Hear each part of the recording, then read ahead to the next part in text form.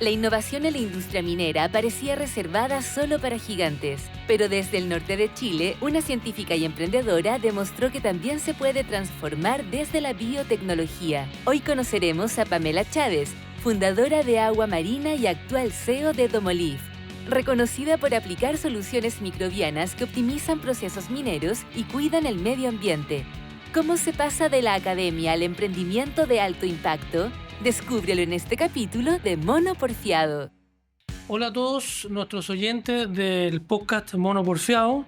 Este es el 8º capítulo donde compartimos con los emprendedores chilenos, latinoamericanos para aprender de su experiencia, para aprender de sus consejos, ¿cierto? Que nos puedan dar a todo el ecosistema emprendedor de Latinoamérica. Hoy tenemos una invitada espectacular, se llama Pamela Chávez, así que bienvenida Pamela, te quiero dar las gracias, nos costó agendar ahí, estábamos con la agenda cruzada, pero por fin estamos acá, así que te doy la bienvenida. Muchas gracias por estar aquí en el Mono Porfiado. Muchas gracias por la invitación y estoy feliz acá de conversar un rato. Eso, te sientes una mono porfiado, ¿no? Me siento absolutamente mono porfiada y rebelde. Y rebelde, mono porfiado y rebelde, las dos cosas al mismo tiempo. Pamela, mira, para que te conozcan nuestros oyentes, oyentes, espectadores, porque también están en YouTube, están en Spotify, para que te conozcan, cuéntanos un poquito cómo llegaste al mundo emprendedor. Cuéntanos un poquito así de tu inicio, de tu ADN, cómo fue esta base de antes de partir de este mundo emprendedor, cómo se te fue formando para que te conozcan nuestros... Bueno, yo nunca pensé que iba a ser emprendedora. Yo fui criada para ser científica. De los 14 años en el colegio iba a la academia científica, hacíamos experimentos, participé en ferias de ciencia, después ingresé a la universidad y también con proyectos Fondesit, con temas yendo a los congresos de ciencia del mar, que es el área que a mí me gustaba. Y la verdad es que después, bueno, estudié súper rápido, me fui al extranjero, hice posgrado y yo pensaba que iba a jubilar algún día con un moño así de profesor de microbiología o de biología molecular en la universidad. Y estaba en ese camino cuando ya llevaba 5 años en la universidad, de vuelta después de todo mi recorrer científico, y estaba haciendo varios proyectos muy aplicados a la industria. Y por ahí se empezaron a acercar los inversionistas industriales de la región y que se dieron cuenta que los temas... En Antofagasta, En ¿no? Antofagasta, sí, yo soy de Antofagasta, nacida y malcriada en Antofagasta. Y empezaron a acercarse y empezaron a decir, bueno, me acuerdo que fue para el tiempo de la presidenta Bachelet el primer periodo, que venía muy fuerte esto de las mujeres en el emprendimiento, que las mujeres estábamos como 10 pasos atrás, qué sé yo, y empezaron a llegar los inversionistas y a proponer emprender. Y yo no sabía, nunca había escuchado la palabra, no sabía lo que es hacer una factura, nada, guía de despacho, nada de eso. Pero sí me llamó la atención la posibilidad de que lo que yo venía estudiando, porque todos los científicos buscamos cómo resolvemos un problema o estudiamos, generamos conocimiento para una problemática mundial, pero nunca vemos la solución final, nunca vemos el producto. Siempre nos quedamos con, bueno, hasta acá llego yo y el resto léalo todo el mundo y bueno... Un paper, un libro, voy a conferencias, hablaba sobre lo que habíamos descubierto, pero estaba ese bichito de ojalá llegar con la solución y que alguien lo usara. Lo encontraba increíble la posibilidad de hacerlo y ahí nació en el año 2005 mi primer intento de, bueno, y mi primera empresa también.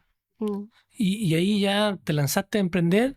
¿Eso fue Agua Marina? No, fíjate que partí con una empresa que se llamaba Biotecnologías Antofagasta. Ya, bien regionalista. Bien regionalista y fue muy divertido porque partí, como te digo, sin saber nada.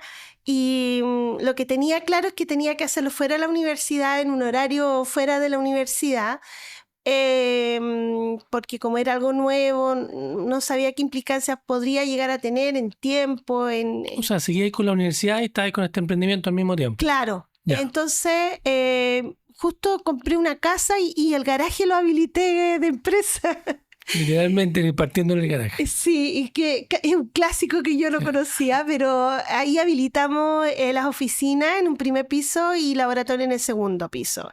Y partimos y me di rápidamente cuenta de que empezaron a llegar inversionistas de verdad, o sea, otro tipo de inversionistas interesados en las ideas que teníamos, porque partimos pensando qué podríamos ofrecer a la minería y me acuerdo que se me ocurrió hacer un kit de detección temprana para la biolixiviación. Y, disculpa que te interrumpa, Pamela, pero tú cuando partiste con biotecnología en Antofagasta, ¿ya tenías un problema para resolver? ¿O te lanzaste a hacer la empresa y dijiste quiero emprender nomás? ¿O ya tenías un problema para resolver y estabas con un cliente? No, siempre partimos de un problema que al conversar, ¿no es cierto?, con metalurgistas, bueno, Antofagasta está lleno de minería y por lo tanto casi todas las problemáticas que tenemos están de una u otra manera relacionadas con la minería. Y en el proceso, en aquellos años, en el año 2000 se había secuenciado el genoma humano. Y Chile venía, por ahí por el 2004, venía súper fuerte que generar un programa Genoma Chile y dentro del genoma, del programa Genoma, estaba una patita en el genoma de la minería respecto al proceso de biolixiviación. Entonces se hablaba de biominería siempre refiriéndose a la biolixiviación.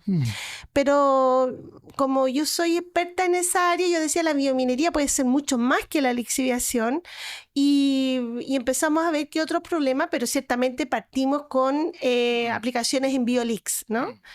Y bueno, y ahí me acuerdo que teniendo la posibilidad de hacer un kit de detección temprano, que era como el gran problema de los que exploran en minería, presentamos la idea a un concurso de la Federico Santa María, el primer concurso de la incubadora de la Federico Santa María, el 3I. El famoso 3. Fuimos la primera generación, se presentaron 400 ideas y quedamos 4. Y ahí nos adjudicamos 50 millones, me acuerdo, para hacer la primera patente. Y ahí hice una patente para este kit. Y empezaron a llegar inversionistas interesados en esto. ¿Qué es esto de la biotecnología, la biolixiviación, la minería?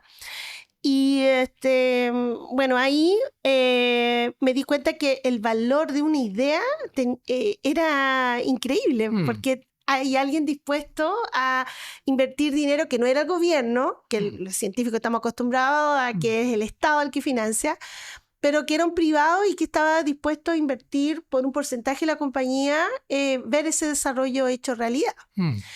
Y bueno, y primero no sabíamos cuánto cobrar, ni cuánto pedir, ni nada, súper perdida. Y así que no lo tomamos. Y empezamos un segundo, un tercero, hasta que llegó un minuto en que al año 6 meses llegó un señor que ofreció un 20% por el 20% de la compañía, 170 millones de pesos, me acuerdo. Y no teníamos nada, teníamos ya el avance de la patente, teníamos las primeras pruebas de concepto, y yo decía, wow, qué increíble esto, porque 170 millones en el año 2005 era mucha plata. Entonces, y en un ecosistema además que no se hablaba de innovación, menos en minería. El emprendimiento también estaba recién como partiendo el concepto. Claro, no existía el concepto de las EBCT, a tal punto que yo me presentaba como una KIPS, que es Knowledge Based Companies, ¿ya? Y porque no existía en Chile el concepto. Hoy día se sabe que son las EBCT. Bueno, y ahí yo tenía ya una socia en la compañía y la socia se quiso venir a Santiago. Y yo siempre he tenido la convicción de estar en Antofagasta. Nunca he querido dejar la región porque mis clientes y el laboratorio natural lo tengo ahí mismo. Entonces, en ese minuto se me produjo también un conflicto entre la universidad y el emprendimiento. Porque para la universidad, que yo tenía mucho trabajo en la universidad, entre hacer una carrera nueva, el programa de doctorado, hacer un centro de investigación, yo decía, y ahora quiere hacer empresa, o sea, qué locura, que se pegó en la cabeza la PAME. Y empezó a ser un conflicto en realidad, porque antes era un pecado que un científico quisiera emprender. ¿Por qué era un pecado? Era un pecado porque en el fondo la ciencia no tenía ponerle un valor económico, era un pecado, la verdad. De hecho, me Te acuerdo... miraba medio extraño así, porque No, esta científica está emprendiendo, está como... no, era una aberración. De hecho, en una reunión de departamento, uno de los académicos me dijo, mira, Pamela, lo que pasa es que la biotecnología es la prostitución de la ciencia. Oh. Imagínate lo duro del comentario. Entonces yo lo miraba y decía, claro, porque si no era un Fondesit, si no era un Fondef, no era ciencia.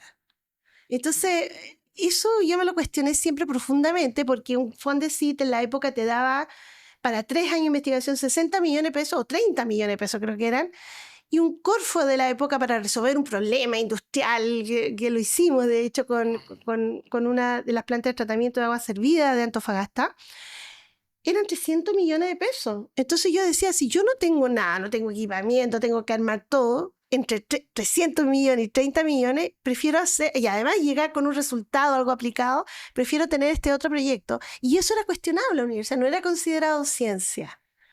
Qué locura. Es una locura. Eso es una Sí. locura eso.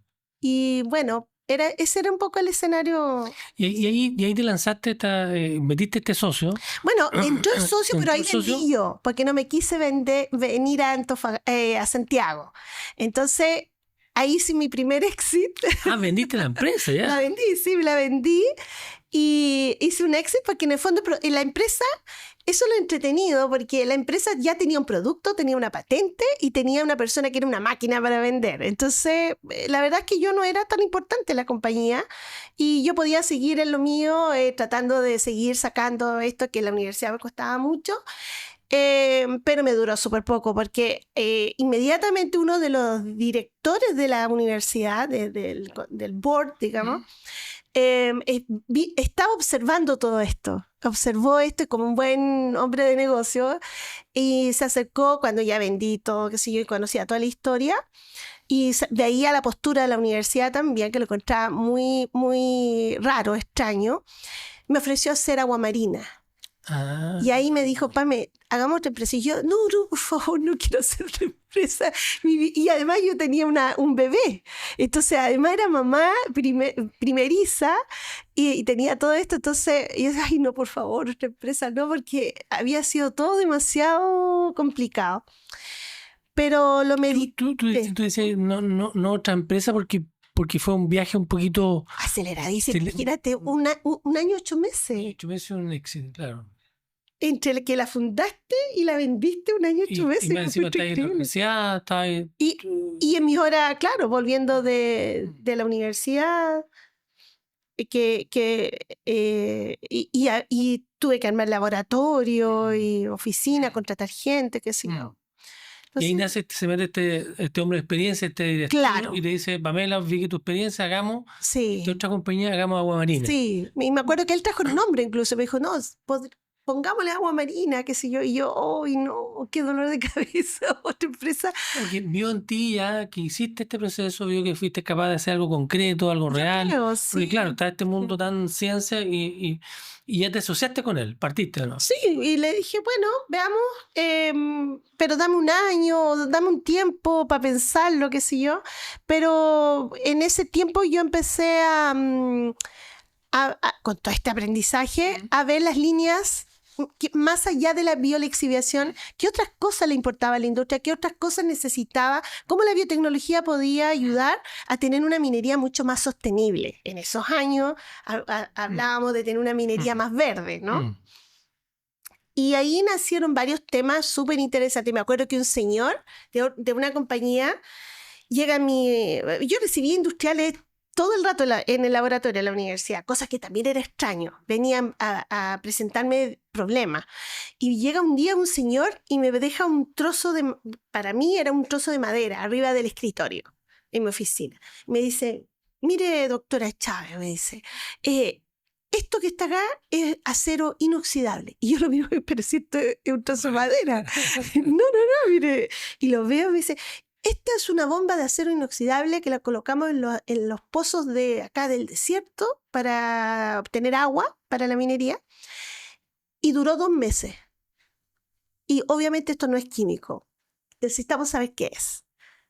Y yo quedé impresionada con eso. Y dije, claro, yo sé que los microorganismos tienen efectos sobre la corrosión, pero pero a ese nivel yo dije, wow. Desaparecer el aseo, transformarlo en madera. 2 meses, sí. Entonces, inmediatamente armé mi equipo, hicimos pruebas, vimos a microscopio, identificamos.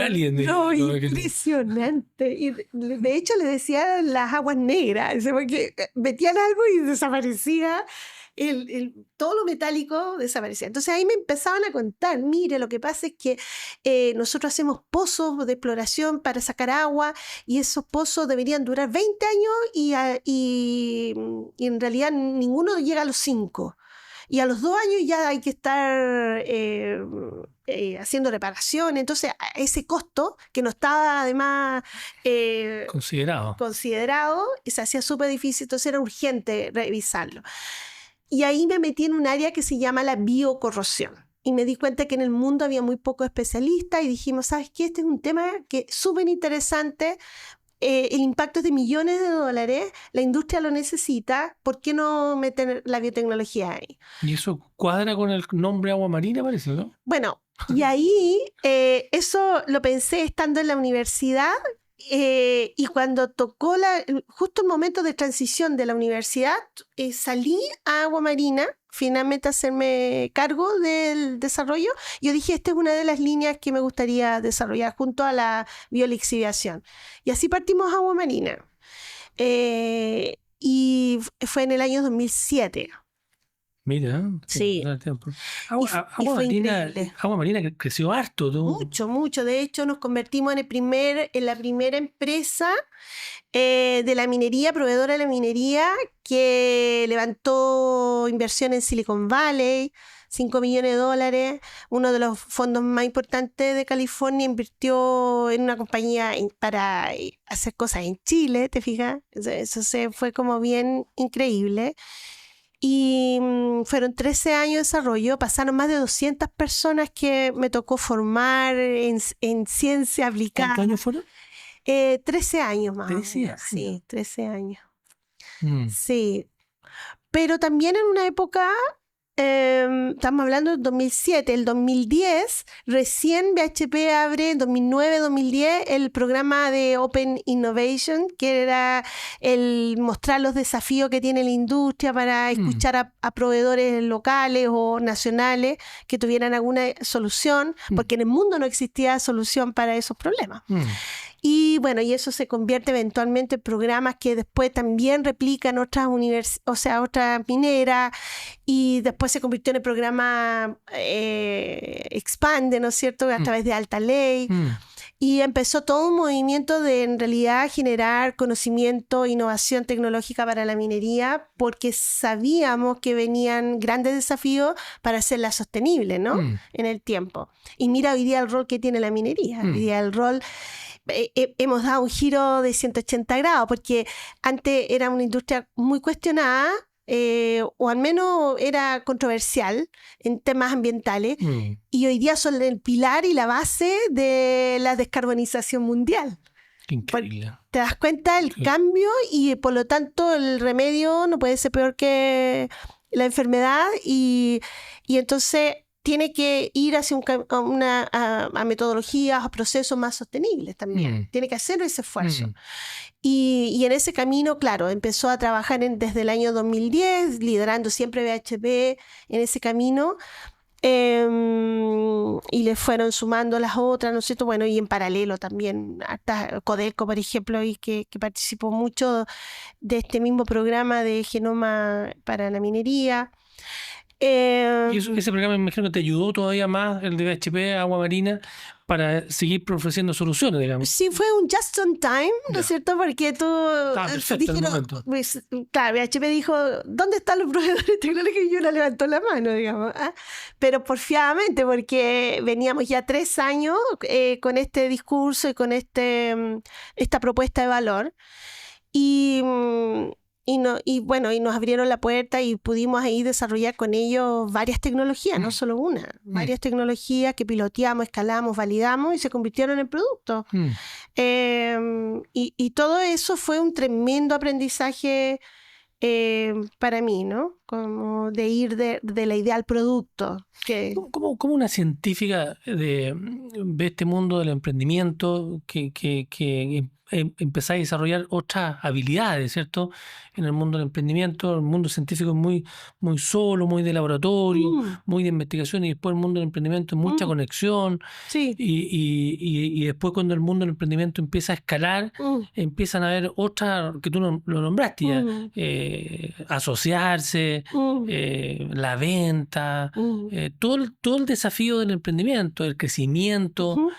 Agua Marina llegó a ser una empresa que tuvo inversionistas internacionales, con todo lo que significa eso. Sí, todo Auros también. Todo lo que significa compliance, cumplimiento.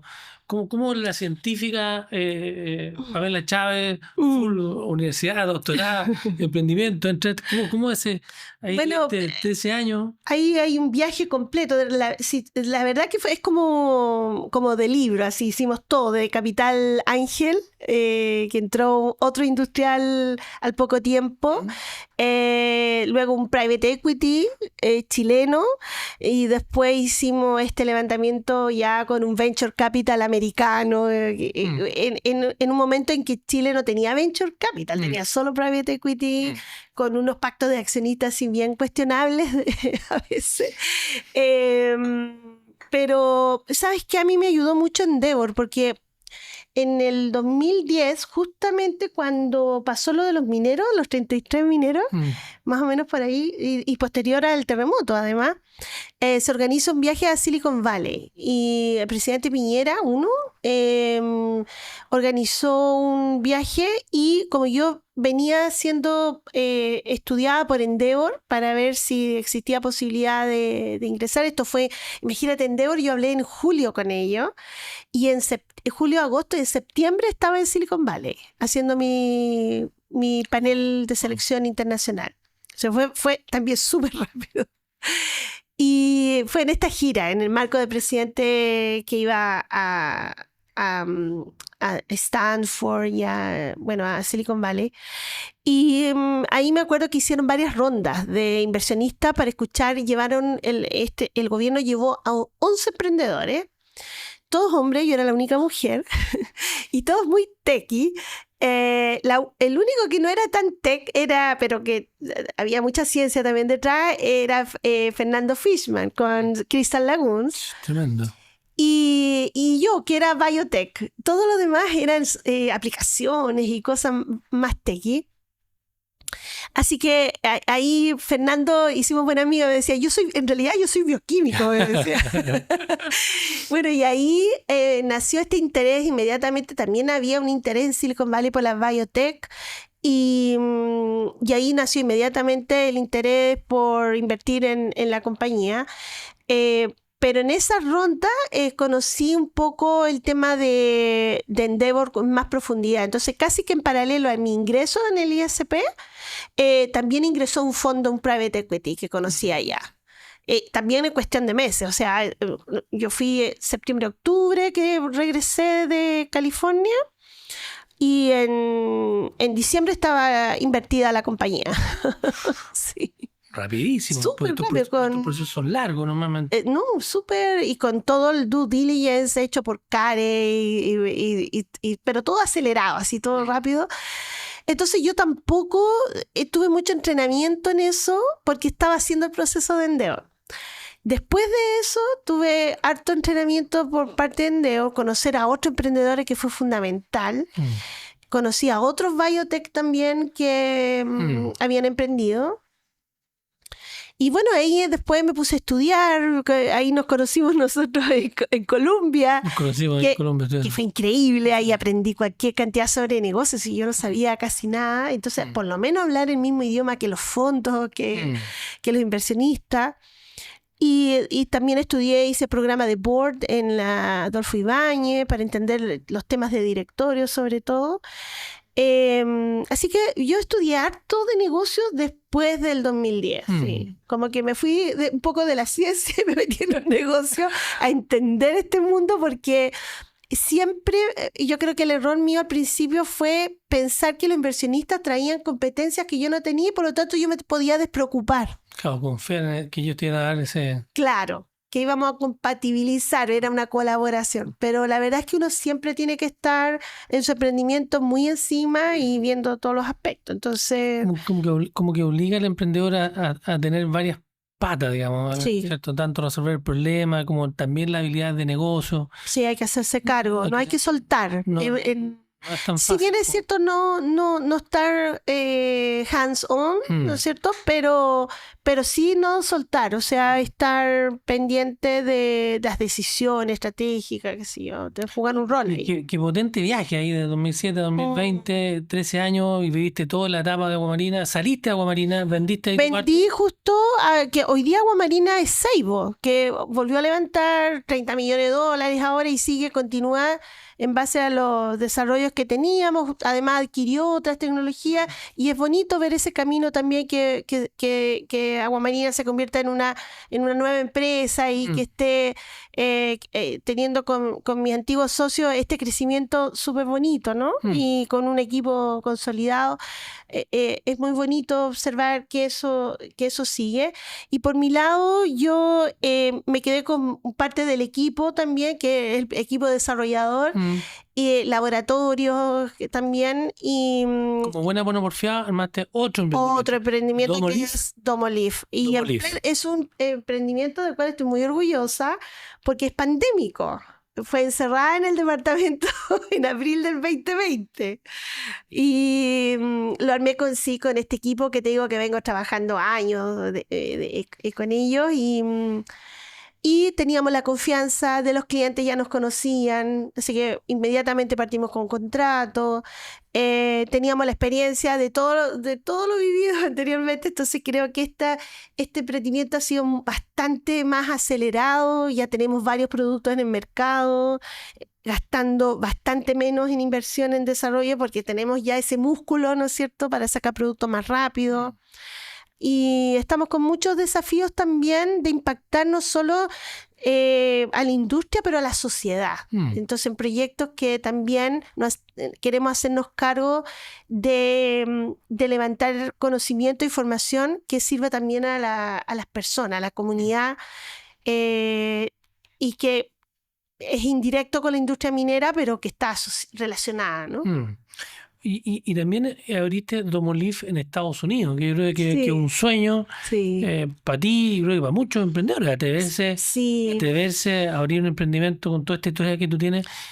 Cuéntanos un poquito de qué significa, qué fuerza hay que tener, porque hay que tener mucha fuerza. Es decir, ya en sí mismo el emprendimiento dicen que es como hay que tener una endorfina especial, el emprendimiento te tienen que encantar porque es un viaje que uno siempre cuenta, se ve lo lindo por fuera, pero tiene un viaje interior muy potente, muy fuerte, muy solo. Y atreverse a abrir en Estados Unidos, cuenta un poquito cómo diste ese paso, ¿no? Mire, es algo que siempre quise hacer. Yo tengo una hija que nació en Estados Unidos y que cuando salió a los 18 años de la universidad me dijo, me voy a Estados Unidos a estudiar. O sea, ni una posibilidad que se quedara acá. Científica también. Y yo siempre había querido abrir Estados Unidos y por estas decisiones estratégicas nunca había podido. Y yo creo que en esta oportunidad se dio la tormenta perfecta. Simplemente es eso, se dio el cliente perfecto, el partner comercial perfecto, se dio el tener una persona de confianza, que es mi hija y que entiende y habla el mismo idioma, casi que ha sido formada para eso, y se dio además mira, fue tan mágico como, por ejemplo, que este año se abrió la doble tributación en Chile y con Estados Unidos. Entonces, y esto que viene hace imagínate, y se destraba este año.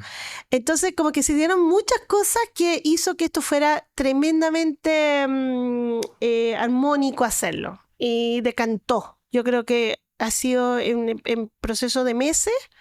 Fui al reunion del Columbia Business School, del programa que hicimos, que fue en junio, y desde junio a la fecha ha sido una escalada, ¿no es cierto?, de sucesos que hicieron que esto se armara y se concretara muy rápidamente. Pero Para solamente aprender, pero me imagino que el estándar americano es mucho más fuerte, ¿o no? Sí. Que lo que estamos... Sí, pero también, ¿sabes qué? Así como hay que ser porfiado, también hay que ser, bueno, valiente, pero hay que ser también creerse el cuento, en el sentido de que, con justa razón, digamos, nosotros somos en minería líderes mundiales. O sea, nadie sabe más de minería que nosotros. Y si tú has resuelto y has estado en los problemas más complejos de la minería, como es el control de polvo, como es el tema de los piping, uno llega con mucha propiedad a una industria que tiene los mismos dolores que teníamos nosotros hace 7 años atrás. Mira. O sea, el KPI que me ponen a mí para polvo hoy día es el KPI con el que yo partí hace 7 años atrás. Hoy día el KPI, el estándar, movimos la aguja a un 90%. Hoy día el KPI pasamos de 70% de mitigación de polvo a 90%. Entonces, mover la aguja del estándar. Hoy día en Estados Unidos pasa exactamente lo mismo. O sea, partimos con un KPI bajo y creemos que vamos a mover rápidamente la exigencia y poner un estándar alto, pero es porque lo hemos hecho ya. Y porque acá está, yo me acuerdo ahora que estuve en la compañía, los gringos me mostraban, me dicen, mire, este es el problema nuestro, y uno veía un polvo relativamente decente. Y yo le sacaba los videos de la situación de acá y les digo, mira, esto es polvo. Decía, de verdad es un problema. No, decía, pero qué increíble, cómo resolvieron esto, qué sé yo. Entonces creo que también hay que entender que nosotros somos buenos, en lo que somos buenos. Y eso te permite o te da la confianza, la seguridad para llegar a un cliente y decir, yo puedo resolver este problema. Oye, qué buen viaje, ¿eh? Partiste de la universidad científica, emprendimiento, vendiste un año 8 meses, no sé, agua marina, 13 años, ahora estás emprendiendo, ¿no? ¿Qué aprendizaje le podemos entregar, ¿cierto?, a los emprendedores, todo este aprendizaje? Porque yo te escucho a ti con un atrevimiento. Te dice, partí a Silicon Valley, fui a una gira, fui a presentar, como si fuera tan fácil, digamos, para todos los emprendedores chilenos y latinoamericanos, así, partí para allá, me fui, entonces soy muy jugada. Porque tenía esta característica científica tan fuerte. Mira, no sé a qué se debe, pero te lo llevo un ejemplo que es básico y me pasa bien seguido, el inglés. El chileno en general quiere hablar un inglés perfecto. Entonces, como no lo habla perfecto, mejor no lo habla. Sí, ¿o no? Sí, absolutamente. Y tú vas a Nueva York, vas a, Houston, donde estamos ahora, y te pones a hablar en inglés y todo el mundo habla mal inglés porque todo el mundo es inmigrante, ¿o no? O un gran porcentaje. Entonces digo, si él puede hablar inglés, es inglés, porque yo tengo que avergonzarme o no hablar mi inglés es bueno y nunca lo voy a mejorar si no hablo mejor inglés. Entonces y tengo una amiga que tenía este temor y yo le digo, mira, tú no hablas inglés no hablas inglés hasta que lo hablas. Es una decisión el hablar inglés, aprender inglés. Y hay que chapurrear y uno se equivoca y lo va a mejorar y uno va a aprender. Y yo creo que es la misma actitud del que yo sé que no lo voy a hacer bien y que me voy a equivocar. Lo importante es que sea fallar rápido, barato, que me pueda levantar y creer en mí, en tu equipo. El equipo es todo y si tienes el mejor equipo, lo has demostrado acá, has hecho las cosas bien, ¿por qué nos iría mal? Y al final, fíjate, hay otra frase que me encanta, que es una de mis socias que yo la amo, porque es como mi Pepe Grillo, es la que me mantiene siempre conectada, ¿no es cierto?, a tierra, en mi cable a tierra, la Andreita. Y la Andy me dice, cuando fuimos ahora en esto, iba muy nerviosa yo igual a Estados Unidos porque íbamos con los tiempos muy acotados y sacaba la primera producción y tenía que salir. Y me dice, Pame, pero ¿por qué te va a ir mal si nosotros somos buenas personas? ¿Te fijas? Porque también es un tema de querer lo que tú has sembrado. Tienes que cosechar y en realidad efectivamente, las relaciones que hemos sembrado, hoy día las estamos cosechando y tenemos un networking allá increíble. Tenemos partners, los mejores partners, y que primero creemos en las personas y después los contratos. Entonces, cuando estableces todo eso y vas por la vida, digamos, con esa actitud, ¿por qué tendría que salir mal? Yo creo que... Y si sale mal, bueno... Se lo hacemos, ¿no? Exacto. Seguimos. Riesgos controlados. Oye, que hace poquito recibiste un premio muy lindo en el encuentro anual de Endeavor. Endeavor, una organización, para los que no conocen, mundial que apoya el emprendimiento, y hacen encuentro, y este año lo hizo en el sur de Chile, en Huilo Huilo. Y hay más de 200 emprendedores, inversionistas y todo el ecosistema emprendedor. Y se te entregó un premio muy lindo, que son de los pares que te eligen, la misma Endeavor, que es un ecosistema de emprendedores. Se te entregó el premio a la emprendedora del año. Yo creo que, ¿qué significa para ti, digamos, después de toda esta carrera que has contado, que yo te conozco, he conversado mucho contigo, pero escucharla ahora, la verdad que me hace mucho más sentido. ¿Qué significa para ti este premio? O sea, de partida no me lo esperaba. Fue total sorpresa. Porque uno ve Endeavor y increíble el equipo que hay, las personas que están, todo lo que han hecho, cada uno de ellos. Entonces no me lo esperaba y fue una sorpresa. Y lo tomo con mucho cariño. Yo creo que al final esa porfía también se reconoce y hay ganas de que te vaya bien, ganas de resolver todas esas trabas, pasar esa barrera, pero no solo ganas tuyas, también te han acompañado, toda esta organización me ha acompañado todos estos años, y yo creo que es un premio muy lindo, es muy genuino, es muy bonito y a mí me emocionó mucho. Sí. No, sí, te vi muy emocionada cuando recibiste el premio. Y tú comentaste ahí cuando saliste al escenario que había sido un año duro. Duro. ¿Por qué? Porque yo te escucho a ti.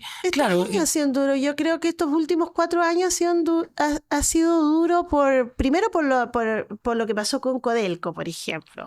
Que fue algo increíble y yo en un minuto Para los que no saben, Pamela Chávez fue nombrada directora de Codelco, ¿cierto?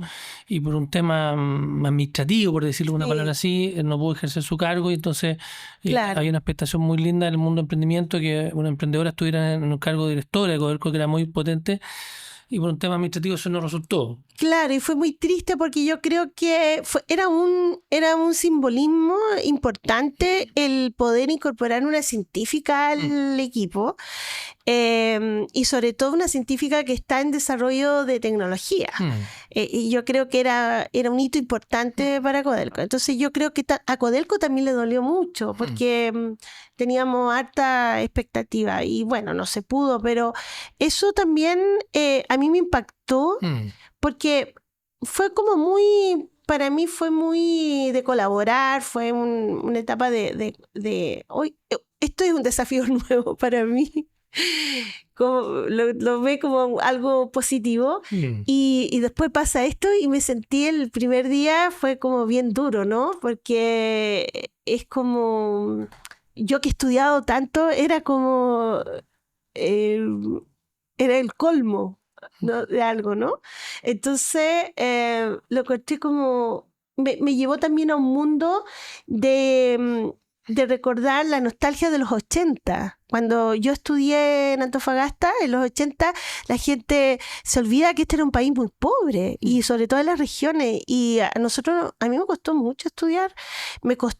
Estudié lo que había, porque tampoco se podía ir a estudiar a otros lados, era súper caro. Era muy, muy difícil también ir a otros lados. Entonces, yo estudié lo que pude estudiar, lo estudié con mucho cariño y siempre me sentí muy orgullosa de los estudios que tengo y de la carrera que hice. Entonces, eso fue como un golpe de realidad impresionante que no me hizo mucho sentido, pero en un minuto sentí que a mí nomás no me hacía sentido. pero al otro día me di cuenta que el apoyo fue súper transversal, fue súper sentido para Codelco también, y ellos son mis clientes, ¿te fijas? Yo trabajo con ellos, resuelvo problemas con ellos, hoy día tengo contratos con ellos. Entonces sentí mucho apoyo, mucho cariño tanto de la gente de la minería como de la gente del mundo de la innovación, del emprendimiento, y eso fue muy emotivo para mí. Entonces esa experiencia fue increíble. Fue también el tema de dejar agua marina y partir de nuevo en plena pandemia. O sea, ¿qué nivel de resiliencia hay que tener para emprender cuando no sabes qué va a pasar con el mundo? Mi hija estaba también afuera estudiando y en un minuto pensamos que yo iba a suspender mi viaje y dejarla, suspenderlo, digamos, hasta que tuviéramos las vacunas. Y la situación era crítica y no se pudo hacer eso. Entonces tuve que ir a acompañarla y me fui en un momento que después no podía volver a Chile. Entonces, bueno, te cuento las cosas que fue pasando una tras otra, ¿no? Entonces, y entre medio no perder el optimismo y el gana para ir formando equipo, pasar de 2 personas a 10 personas, construir, porque la verdad es que ahora hemos hecho, dentro de todas las cosas que hemos hecho diferentes, una es haber invertido en nuestras propias instalación, sí, en el inmueble, que siempre los inversionistas te dicen, no, hay que arrendar. Y no, nosotros en esta oportunidad dijimos, no, vamos a dejar un patrimonio además. Entonces, muy, muy contenta con eso, pero imagínate construir en pandemia, lo difícil que fue. Entonces, bueno, toda esa cosa ha sido como todo muy difícil, pero con resultados muy bonitos. Y yo creo que cuando las cosas cuestan, también se aprecian más.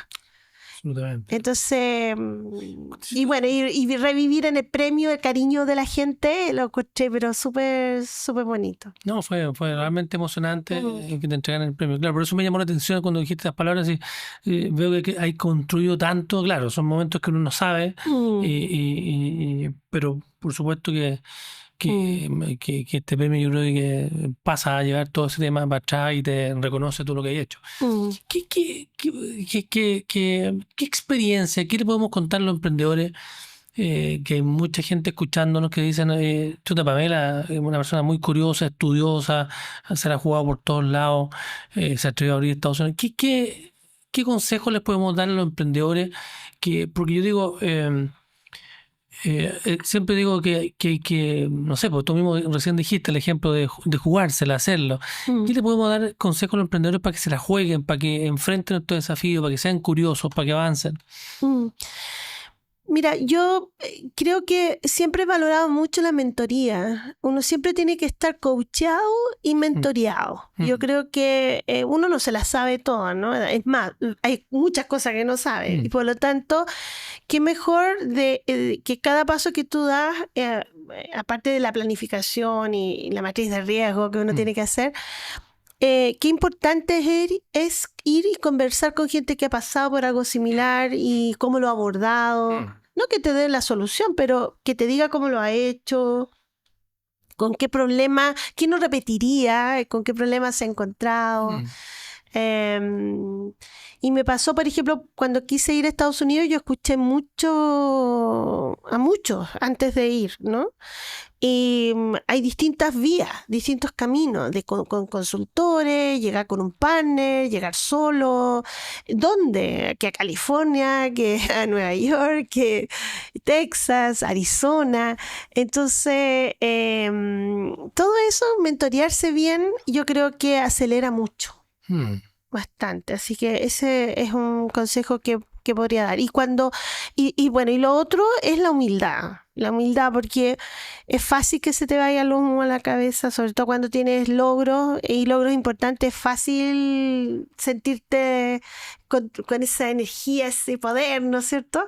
Que la hiciste, pero la verdad es que no es así. Siempre uno puede crecer, siempre puede mejorar, y la humildad para enfrentar esos nuevos desafíos como si fuera la primera vez, yo creo que es importante. Sí, es verdad lo que dices tú. Hay mucha cultura ese equivocadamente del exitismo y Mm. siempre a ti se te ve como bien, los pies bien puestos en la tierra. Yo creo que Ujú. eso hace que tú generes mucho cariño en el entorno. Puede ser, sí. Sí, eso te hace ver muy... Pero cuesta. Yo tengo, te decía, a la Andreita, que es mi socia hoy día, porque llevamos trabajando muchos años, que ella siempre me aterriza, siempre me baja. Y eso es importante también, tener buenos partners. Partners que te complementan, ¿no? Y que son honestos y que te dicen, te estás equivocando. Y te bajan y te hacen ver otras cosas que uno no ve a veces con la contingencia, con la clase. Complementa muy bien. Todos los emprendedores hemos vivido momentos difíciles, digamos. Tú contaste alguna aquí de alguna forma. Pero a la larga uno mira para atrás y son aprendizajes, ¿cierto? Y te hacen más fuerte. Si tú pudieras contar un momento que te haya pasado en tu experiencia de emprendimiento, si tú pudieras contar un momento y dijiste, chuta, este momento, no sabía si salía este momento.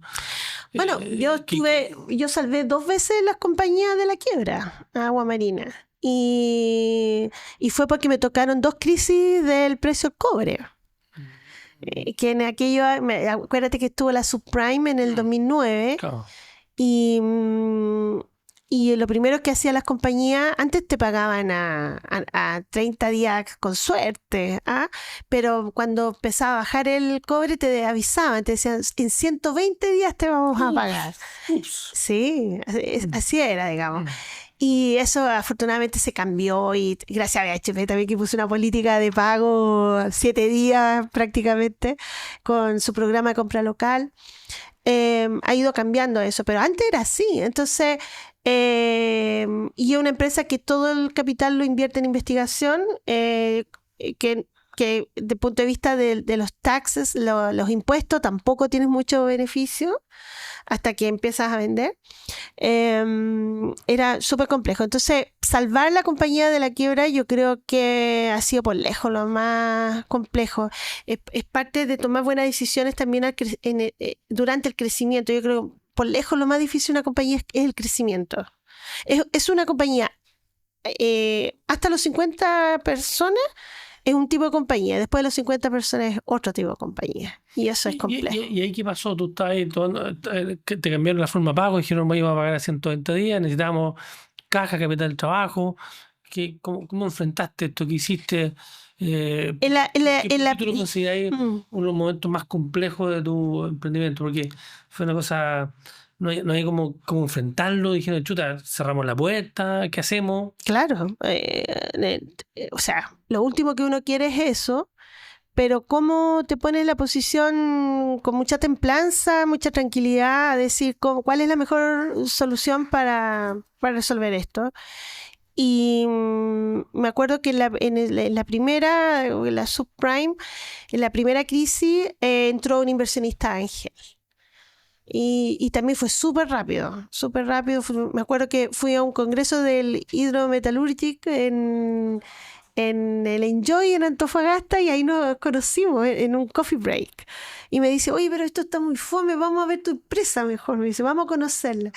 Y ahí fue y le encantó la empresa. Y bueno, en un proceso de, será 1 mes, 2 meses máximo, hizo el ingreso y nos ayudó con la compañía a salvarla también, porque inyectó dinero que nos permitió sobrellevar esos meses. Ese periodo tan duro. Claro.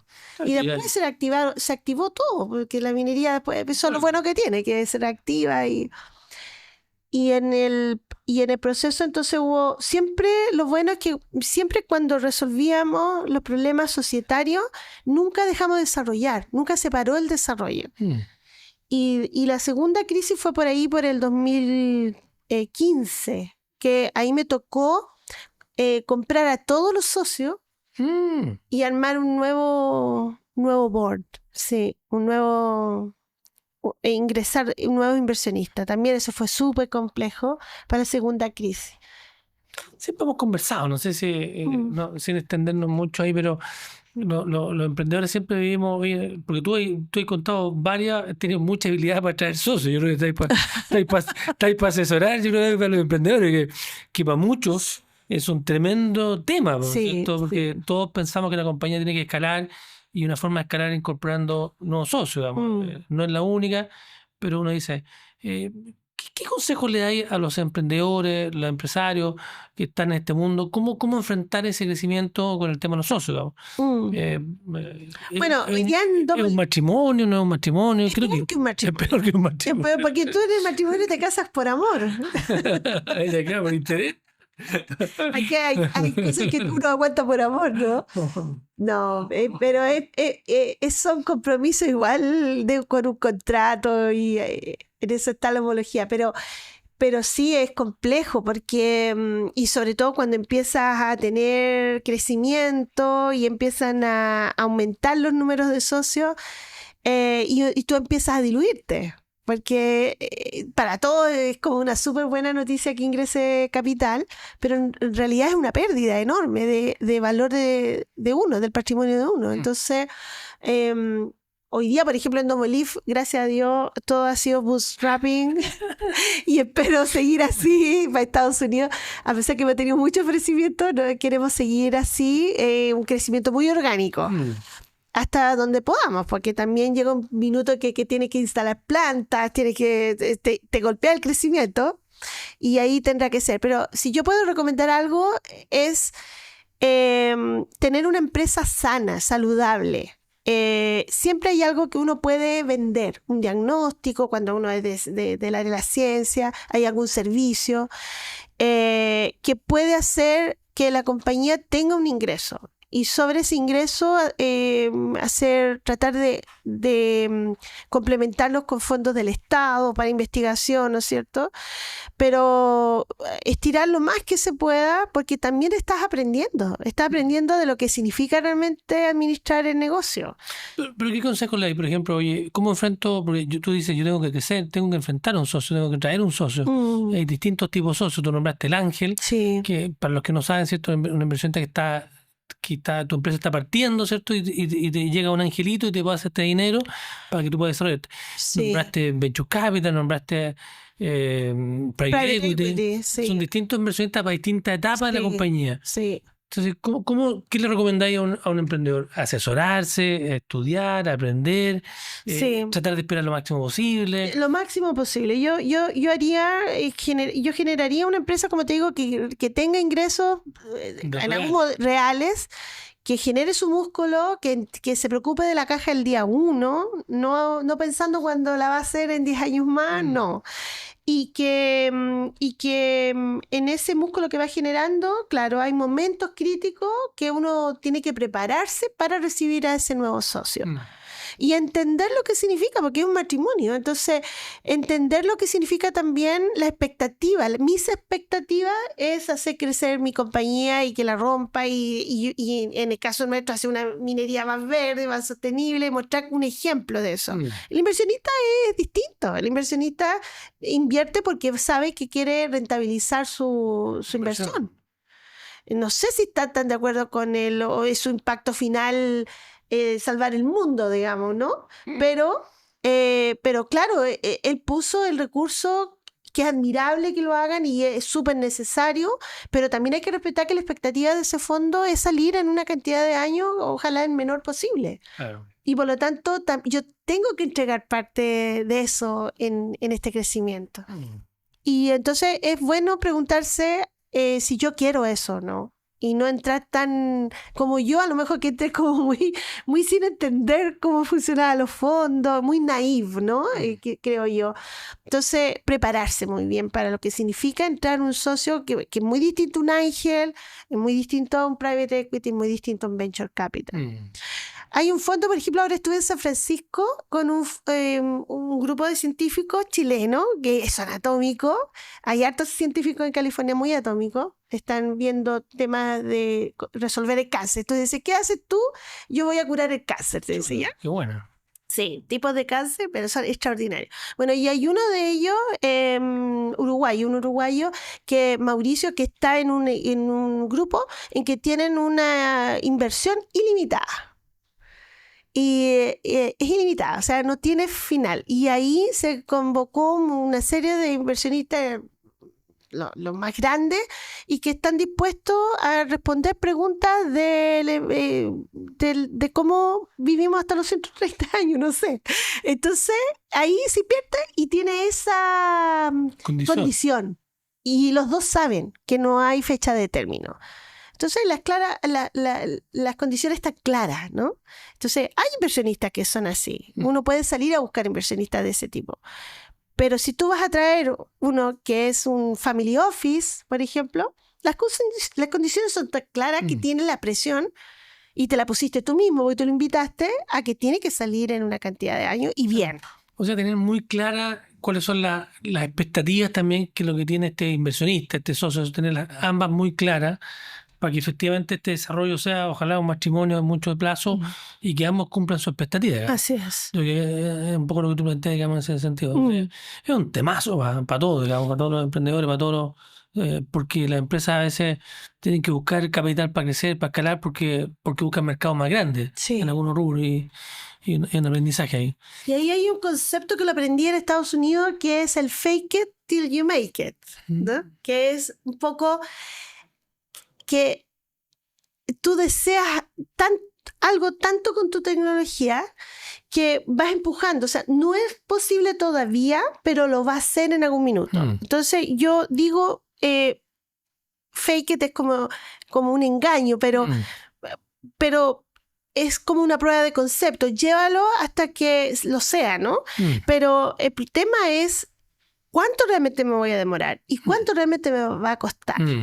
No puede ser tan fake tampoco. Tiene que tener ese aterrizaje, tiene que haber un compromiso.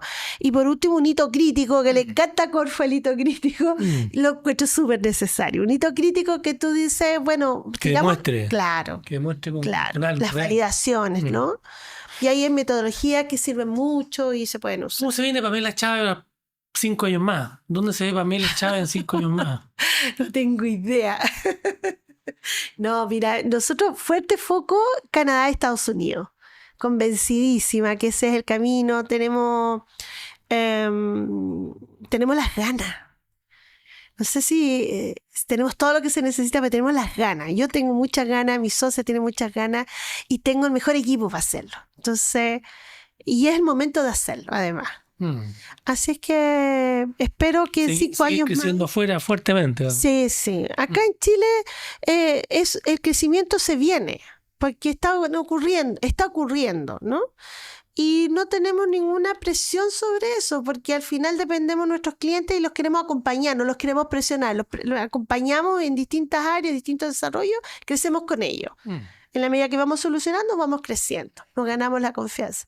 Pero afuera yo creo que es algo que siempre he querido hacer y espero los próximos 5 años tener ya algo bastante bien formado afuera.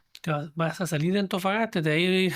No. Me quedo en Antofagasta y tengo montado un modelo de negocio y de donde yo puedo, así como yo manejo un equipo en Santiago, yo puedo formar un equipo en Houston, Texas y va a andar súper bien y sé que no va a haber un problema. Vamos a ir cerrando, Pamela. ¿Dónde te pueden seguir? Las personas te quieren seguir. No sé si estás activa en LinkedIn, si te quieren mandar un mensaje. Nuestra empresa se llama DomoLife, no DomoLife, como muchos ponen una E al final. Claro. No, es con F nomás al final. DomoLife. No de vida, digamos. No de vida, no. DomoLife. DomoLife. Y DomoLife.com. Y DomoLife es para Instagram tenemos. Y bueno, a mí como Pamela Chávez Crocker o P. Chávez Crocker creo que es Instagram. Pueden seguir también. Qué bueno, Pamela. Sí, para ir cerrando, Pamela, si tuvieras que decirle una frase nomás a los emprendedores, ¿qué le dirías? Una frase. Perseverar. No hay que rendirse, pero con inteligencia. Con inteligencia. Con cuidado. Con cuidado. Matrimonio con cuidado. No, al final nada sale a la primera. Así que perseverar, sí.